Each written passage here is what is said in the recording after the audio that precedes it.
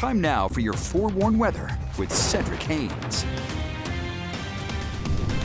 All right, folks, we had a beautiful Veterans Day. I hope all of you had a chance to get out there and enjoy it, especially for our veterans. Thank you for your service and sacrifice. And, of course, man, these temperatures, amazing ahead of this front. 69 in Salt Lake City, 69 in St. George, 68 Delta, Milford, 64 in Cache Valley today. Temperatures are dropping now. We're down to 35 in Logan, but most of us are in the 30s, eastern half of the state, but the western half of the state, temperatures are warmer because we've got clouds beginning to move in from the west, and that's with our next storm system. So you can kind of see these clouds filling in basically along and west of I-15 back towards the West Desert, and there's the precipitation back between Boise and Elko. That's what's going to arrive as we go into our Tuesday morning, just in time for the Tuesday morning commute and into the morning hours. And that's going to create a little bit of a messy travel issue, I think, across parts of the Beehive State tomorrow. Now, this is the area that I'm going to be most concerned about travel impacts, and it's where we have the areas shaded in purple here. That is a winter weather advisory, and that's for the Wasatch Mountains,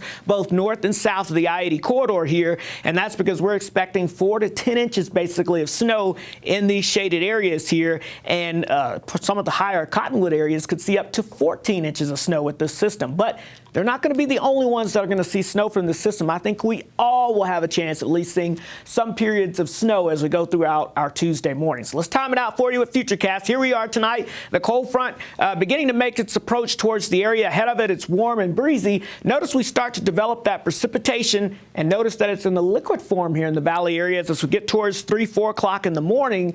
But between about 4 and 6 o'clock in the morning, some of that cold air works its way in, and notice that green switches over to blue. In some areas here, we're talking about some dark blue showing up. That's going to be some periods of heavy snow. Now, this system is not going to last very long, so it's not going to drop tons of snow for most of us, especially down in the lower elevations, but it could create some slushy conditions here during your travel during that Tuesday morning, especially between, let's say, 7 and noon time as this activity kind of works its way across the I-15 corridor into eastern Utah here. Notice by lunchtime, we still have some leftover snow showers from I-15 back over into the Uintas, but the system is already winding down, and by 5 o'clock in the afternoon, so your rush hour in the afternoon, we've got those cool northwesterly winds kicking in. It'll be breezy, but it should be dry. And then high pressure builds in, and that sets us up for a nice Wednesday, Thursday, and Friday ahead of our next particular storm system that could be trying to move in. So kind of breaking down the snow accumulation potential. Again, for the valley floors, I'm thinking anywhere from nothing to maybe up to an inch. I think maybe some slushy conditions on the roadways, maybe some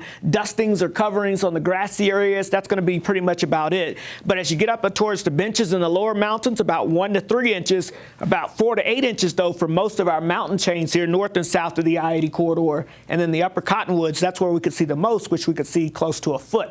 So the warm air we had from today, it's gone. Say hello to some much cooler air building in as we get into your Tuesday, but then that's out of here. And it's milder weather as high pressure builds in as we go throughout the end of the work week. But then we're going to watch a pattern that sets up. It's called a split flow pattern where the jet stream splits. And so you've got one system going north, one system going south. And basically that's going to set us up for a colder and unsettled weather pattern for the weekend heading into the beginning of next week. So we're going to have to track and fine tune some storm timing there with that cold air in place. But for St. George, could have a spotty shower or two, especially north as we go throughout your Tuesday. Otherwise, 60s for the rest of the week. Then it cools down into the 50s, even below freezing by the time we get towards the weekend. And the Wasatch Front, give yourself some extra time as you head off to work and school tomorrow morning. It's going to be a little messy, and then we're in the 50s with some nice weather for the rest of the week before a few more storms for the weekend and the next week. Okay, we got to make it through tomorrow. Yes. We had clear weather over the weekend, though, which did. was good news because you guys still recovering from the big game on Saturday? Oh, yes. Oh, yes. Can I take a second to say happy Veterans Day to my dad, my brother, and my please. son-in-law? Yes. Thanks for your service. Hey, yeah.